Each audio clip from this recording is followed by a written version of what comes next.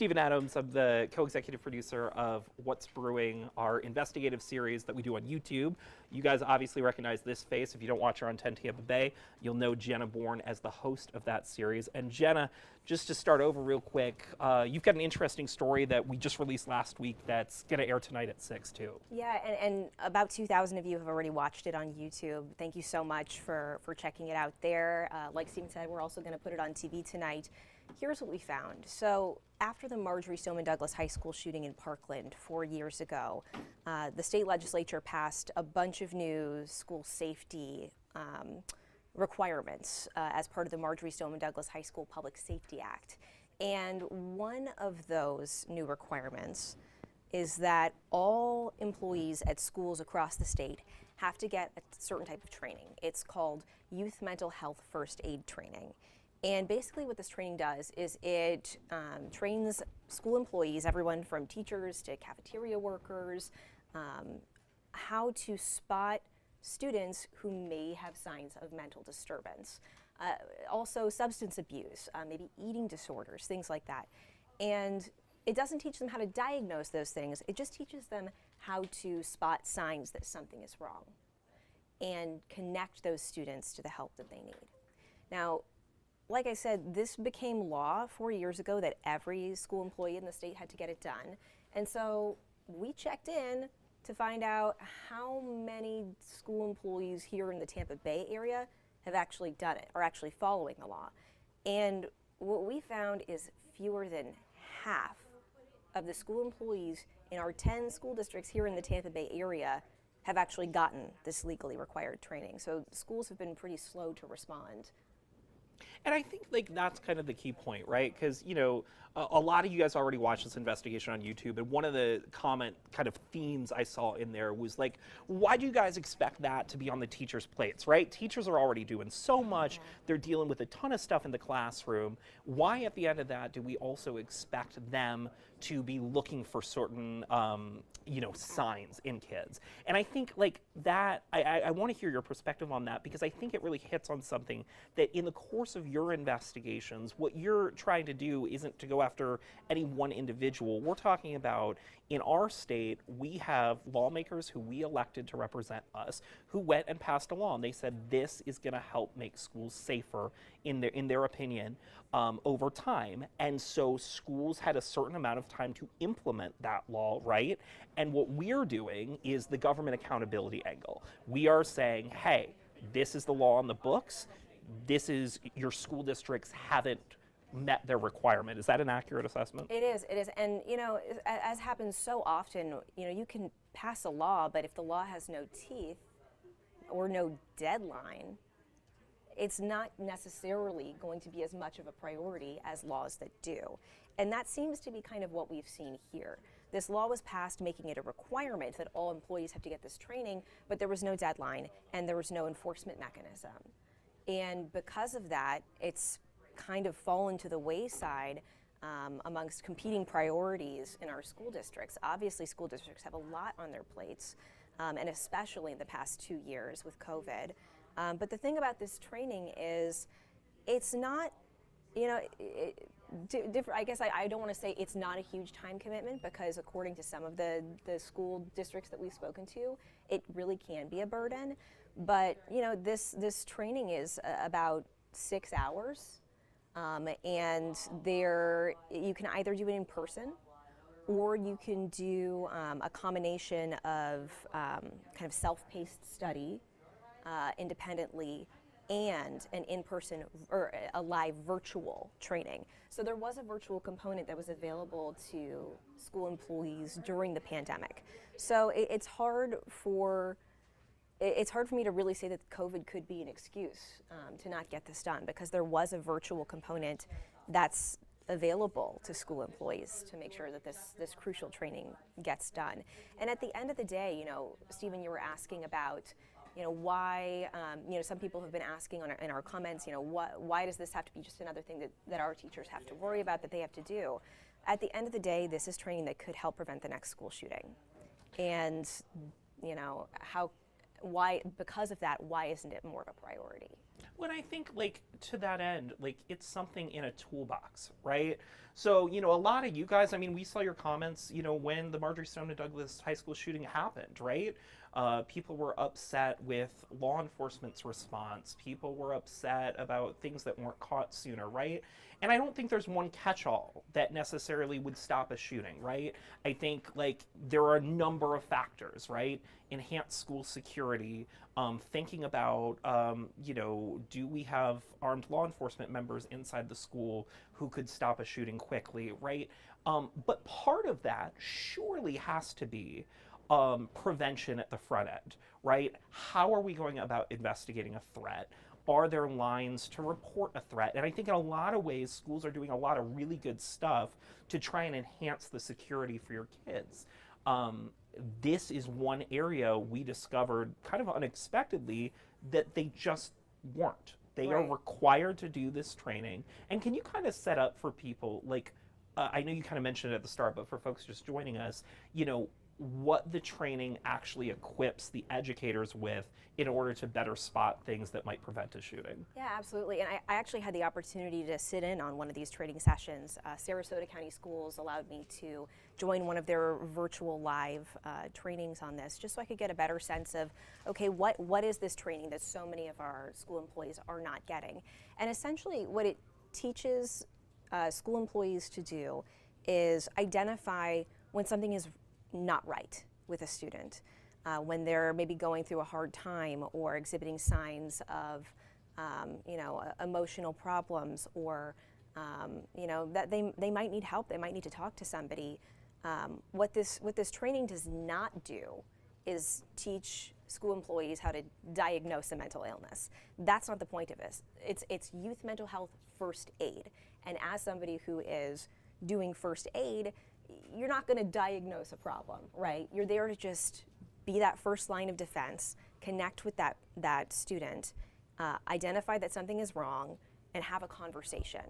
And that conversation could lead to you connecting them to someone who really can help them. But it's just seeing those warning signs and knowing how to approach the student in a non-judgmental way. That was something that was really reiterated during the virtual training that I got to participate in, is approaching students non-judgmentally. Here are some tools on how to do that. Here are some ways you can speak to students. You know, here are some kind of do's and don'ts for approaching them. And it was just really fascinating to kind of get to hear what these employees are learning through this training, and how it could really just help identify a student who's potentially in crisis. Dave, I think you really hit the nail on the head with your first comment. Dave writes, teachers jumped on this saying they got training. Yeah, we saw those comments too. But the way you described this, it's not classroom evacuation training, but prevention spotting training. Thus would be very important things for the report. That's exactly what it is, as Jenna was just describing. Dave also continued in a separate comment. He said, Tallahassee repeatedly fails our teachers and yet again wants to hold back money. You know, I think it's interesting in this case, you know, Tallahassee passed a law, right? But then we've got some personal responsibility here in the Tampa Bay area to follow it. We had districts that, the lowest I think I saw in our report, 8%? 8%. Which one was that? In January of 2022. That was Hernando County, had the lowest in the Tampa Bay area. Pasco, I believe, no, Pasco, I believe, was not far behind at 11%. Let's see if we can show this. Let me see if I can show some of this. Let me lose that we've got graphic the for a second. stats for you here. If you're having trouble seeing that, by the way, on our site, 10tampabay.com, we have this inside the story. But everything that you're seeing, these are percentages. So most of our districts are performing extremely poorly in terms of actually training educators on this that we're talking about. Right. I mean, when you look at this chart, basically what you're seeing is that a majority of our districts here in the Tampa Bay area, that's 6 out of our 10 Tampa Bay area school districts, have fewer than 50% of their employees trained on this. And there are a couple of different factors to this. Obviously, there's the time that it takes to get this training done. We've been told repeatedly by multiple school districts that, you know, at a time when you've got a shortage of teachers, you're just trying to get enough, you know, people in classrooms to make sure that every student has a teacher in front of them for every period. Right. And, you know, all kinds of new challenges between COVID, whatever else, finding that time to take a teacher out of a classroom and get them trained has been a real challenge. Now, Sarasota County, who allowed us, as I said before, into one of their virtual trainings, has been taking some steps recently to increase access to this training that doesn't necessarily require teachers to lose classroom time over it. They've started offering this training after school. They've started offering it on weekends, which I think is really a step in a positive direction toward getting these teachers the training that they're legally required to get, and could potentially save lives, without taking them away from their classroom, from their classrooms more than they need to be. And where I, kind of extrapolating on that a little bit, where the onus kind of falls not on the educators, but on district level leadership here, and not necessarily Tallahassee either. We actually saw Tallahassee take some action in direct response to you digging around for this story. Can you talk about that? Yeah, so one of my biggest things as an investigative reporter is I hate bringing people problems with no solutions. And, something that I try to do is push for change before the story even comes out. And so we brought what we found to lawmakers in Tallahassee while session was still going on. As many of you might know, it ended on Friday. And said, look, this is what we found. Do you think something needs to be done about this? And they actually did. The chair of the Senate Education Committee, Senator Joe Gruters, added an amendment to a bill on school safety that he had already introduced. And that amendment will require all school districts to have at minimum 80% of their school employees trained on this by July 1st, 2023. And then every year after that, they will have to recertify to the Department of Education here in Florida that at least 80% of their employees have gotten this training. Now, you might be wondering, well, wait a minute, if the law says that all school employees have to get this done, why put 80% into the law? And frankly, with all the turnover that we see in our school districts, it's very difficult to have 100% compliance at all times. And so I think the 80% is kind of just a grace, a buffer, Sure. To allow for things like that. But this essentially adds the deadline that the original law was missing. And I think that it's really going to help schools escalate this as a priority. Absolutely. Just want to thank some of you for joining us. Skip, Kim, Juanetta, Janice, Richard, Christopher's on, Frank's on, Libby, not our Libby. Our Libby's sitting right there. She produces our show. She probably here. turned around like, what? Skip, she's a great worker. Skip, Danny, Kim, Erica, Vivian, Peggy, Shirley, Margaret, thank you for watching. As you guys are joining, Marvin, I saw you just dropped on, Carol, feel free to ask questions. For those just hopping on, we're talking school safety, but from an investigative lens, right? So Jenna's job at its core is really to push for accountability, to speak truth to power. So one of the roads she went down in a recent investigation was a law had been passed after the shooting at Marjorie Stoneman and Douglas High School in Parkland, Florida, requiring educators to get certain training so they could spot issues potentially among students and hopefully help prevent a school shooting. Not that that responsibility falls solely on educators, but this was one of many tools in a broad toolbox of potential mechanisms that could help with prevention. And what Jenna found during the course of her investigation is a very, very, very, very small number of school districts in our region are compliant with this. Well, actually, zero are compliant. Zero are fully compliant. But I mean, if you're saying 100% participation and Sure. 100% of your staff getting this training is compliance, then none of them are. I do think that it would be tough for anybody to actually get to 100%. But what we found is that a majority of school districts in our area, in the Tampa Bay area, have fewer than half of their employees trained on this legally required training. 4 years after the shooting. 4 years, yeah. They've had 4 years to get this done. It's about a 6-hour training, and a majority of school employees in our area have not done it. And I do want to specify, it's not just teachers that we're talking about here. I think that teachers is automatically what comes to mind when you think of school employees. But this training is required for everyone from administrators to coaches to cafeteria workers to public records custodians. If you work at a school, you're supposed to have this training. And that's because, you know, maybe a student doesn't feel as comfortable with a teacher as they might with their, you know, favorite, even a cafeteria worker or someone who works in the library or the media center. You know, maybe they have better relationships with, you know, a custodian even. And those people need to know how to spot these signs, these warning signs that could be just, you know, the first indicator that something down the line could go very wrong with this student. You know, and there are plenty, like, you know, hot topic here, but there are plenty of controversial topics when it relates to how best can we keep schools safe. I worked in Texas before this. You know, one of the big conversations there was about arming teachers, arming educators. Same here in Florida. Sure, absolutely. And so there are plenty of topics that there are a lot of people who feel a certain way and a lot of people who feel another. What I think is really interesting about this one, it's super not controversial. I mean, the idea that, hey, we've got some skills that exist that may help us identify a child in crisis who could become the next school shooter. And we're going to share that information with the people who work most closely with them. Really seems like a kind of bipartisan, straightforward concept.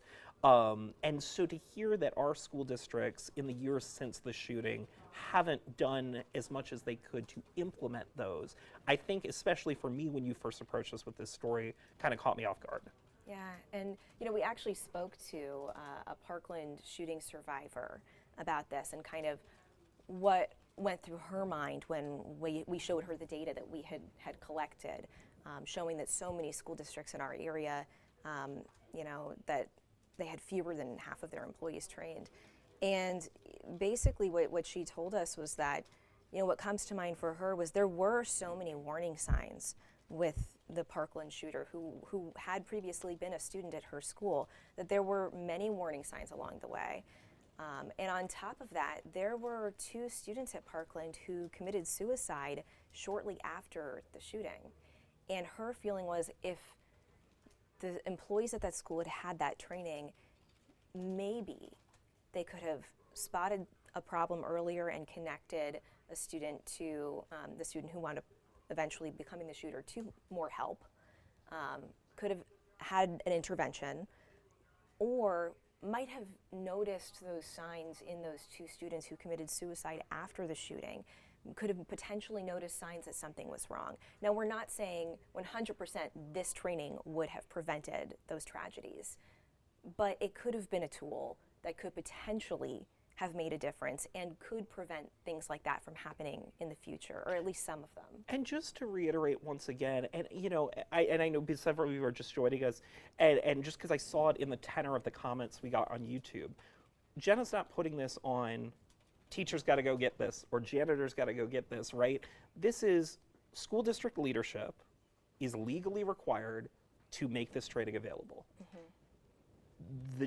The tenor of our piece, the thrust of our story is about why are they not? It's about holding school districts accountable and leadership accountable, and also the lawmakers accountable, because, you know, they pass this law and then the problem does not get fixed, and who is keeping an eye on that? Who is making sure that these school employees are able to get access to this training and that they are in fact getting it? Who's checking in on these school districts to make sure that they are making this safety change a priority? If you all aren't familiar with this series that we do, What's Brewing, this exists on our secondary YouTube channel. It's called The Deeper Dive, which is a lot of what we do here at the station. We've got a few different series on it, but the main one, the original, the OG, is Jenna's What's Brewing, which we launched in partnership with Google a year and a half ago? Almost a year ago, because it was a couple months after the start of the pandemic here. So I want to say May or June. We've got 40 but that means episodes. it's a year and a half. That's how we've been in the pandemic for 2 years. Oh my gosh. Isn't that crazy? Oh, you're so right. we just finished, what, this was episode 40, was this episode? Yeah, episode 40. So, you're right, it's been almost 2 years. Isn't that crazy? Oh my gosh. So we do these long form storytelling. Time is a construct, man. Right. It's the type of stories that you all are like, yeah, I wish there was more of this. I wish there was longer form. I wish, we were really digging. We were looking out for you. That's the type of storytelling that Jenna does it on her page. She shoots it upstairs in our new studio that we've got just for What's Brewing. So do you want to share a little teaser of the piece right now? Yeah, that would be great. I think that's a great idea, especially for people who are just joining us and maybe missed our spiel about what this investigation is about. All right, we're going to be quiet for a second. We're going to let this run, and we'll see you on the other side. Before we get started, we want to warn you. We're talking about gun violence in this episode. It includes images and 911 calls from the Parkland school shooting. So if that is something that you are not in the right headspace for right now, this is your heads up. Okay, here's the episode. Attention all units, possible shots fired at 5901 Pine Island Road at Stoneman Douglas High School. They're like, just run, just leave. And I as a 14-year-old, I just started running. I think we got shots fired. 4 years have passed since a school shooter killed 17 people in Parkland. But we've uncovered Florida schools have been slow to comply with a law passed in its wake meant to help prevent future school shootings. It has happened before and it can happen again. Fewer than half the employees at schools here in the Tampa Bay area have gotten training required by law to help them identify troubled students. Is COVID an excuse?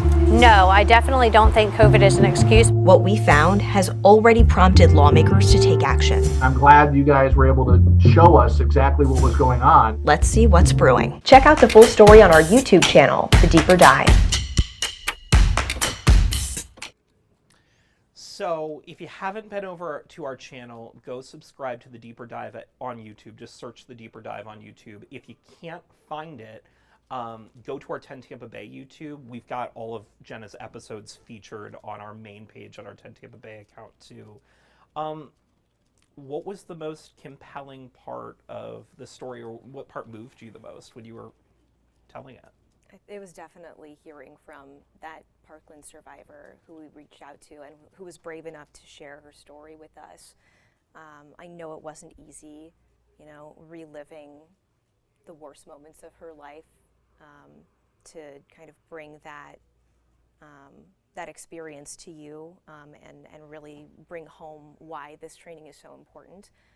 But it was so appreciated that she did, because I think that these are the kinds of people that, like, we want to prevent this from happening to people like Isabella Benjamia. She is still carrying around the weight of what she saw and heard that day. And we also have on YouTube a video of her reading part of what she wrote herself 2 days after that shooting. She wrote 7 pages of her feelings and emotions, and she allowed us to record her reading a part of that, and we have that as a web extra as well. If you want to check that out, just in her own words, what that experience was like. It is extremely powerful. And kind of a cool update on her, she is actually going to college at UCF studying journalism. That's awesome. Yeah, and it kind of helped her, writing her feelings that day helped her realize how much how important writing is to her, and interacting with reporters actually directly after the shooting had such an impact on her. She felt like, that's something that I could do. I could help tell the important stories in my community, and I think she's got a bright future. That's wonderful. For anybody just joining us, Sandra, Rodolfo, Julie, anybody just popping on, if you guys want to drop questions in the comments, by all means, we're here to answer them. I'm going to switch over real quick to our YouTube feed just to see if any of you are asking anything over there. We're simulcasting right now to both YouTube and our Facebook page. So go ahead. One thing that I wanted to, while you're checking that out, another thing I wanted to say about Isabella, the Parkland survivor who spoke to us for this story. One thing that I didn't have time to include in the story that really affected me when she was talking about it, she mentioned that the fire alarm going off is now an emotional trigger for her, that when the shooting happened, the fire alarm was going off, and now, you know, she's in college, the apartment she lives in keeps having issues with the fire alarm going off, and it just sends her into panic mode. Even now, 4 years later, just that sound triggers that emotional response in her. And you know, she gets so frustrated when other people in the building aren't getting out, aren't leaving their units. She's like, she is out of there as soon as that fire alarm starts going off, and had a hard time understanding why everybody wasn't taking it more seriously. And I think it just goes to show the weight and the impact that, you know, her experience is still having on her 4 years later. Well, I'm going to call an audible. I didn't see any questions yet on our YouTube stream, but by all means, if you have one, drop one. We got some pretty direct comments on our YouTube video that's already up. We kind of spoke to them indirectly a little earlier, but let's take them head on, if that's cool with you. Yeah, let's do it. All right, I'm not trying to obscure your name or anything. It just wasn't a full name. So this first person, semi-anonymous, they put the letters MC there. Anyhow, to answer MC's question, he said, so now, or she, I have no idea. So now we are thinking the teachers are medical doctors that have medical training to diagnose medical problems with students. That was part of the feedback. Yeah. What do you say to that? And I totally get that concern, and I'm glad that they brought it up. So this training does not teach school employees how to diagnose mental illness in students. We're not expecting school employees to become psychologists or therapists and diagnose these problems. What this training does is it helps them identify warning signs, signs that something could be wrong, that a student could be going through a tough time, that a student might need help. So it teaches them how to identify those warning signs and how to appropriately approach a student who they think might be troubled, how to do it in a non-judgmental way. And then from there, how to effectively connect that student to somebody who can potentially diagnose something if there is truly something wrong. Basically just connect them to the help that they really need. But the teachers and the school employees, the cafeteria workers, the coaches, they are supposed to get this training in order to be kind of a first line of defense. The schools are really a second home for our students. Here in our Tampa Bay area, they're a second home, and they're there almost as often as they are in their actual home. Right. And so these people who work at schools have a lot of opportunities to see these students, how they interact with others, maybe in ways that their own parents don't. And that's another comment that I believe that we got in there. Where's the parents' role in all of this? Again, this training is meant to be a tool in the toolbox to help prevent another tragedy from happening. This isn't going to solve every problem, and it's probably not going to prevent every issue, but it could prevent some, and isn't that worth doing?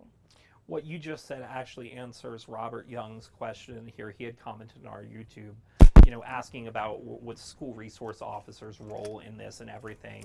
And I think what Jenna is just getting at is really spot on. Like, I think too often in our discourse, and I'll choose my words carefully because I think you see other issues on our Facebook page where I'm sure you guys watch this play out in the comment section. But too often in our discourse, we get here as there's like one solution, and it's either I agree with the solution or I don't agree with the solution, and apply that to basically anything in the news today, right? Right, kind of this all or nothing mentality. And I hope you guys can hear me. I dropped my microphone, and I hope you can hear me. I think you're still good. Okay, I'm good. seeing bubbles. But yeah, kind of this all or nothing mentality where, every solution isn't going to be the be all end all. Right. It's this, like, I think you put it really well right off the top of this, Stephen. This is just another tool in the toolbox that could be the early intervention that's needed to help prevent another tragedy from happening.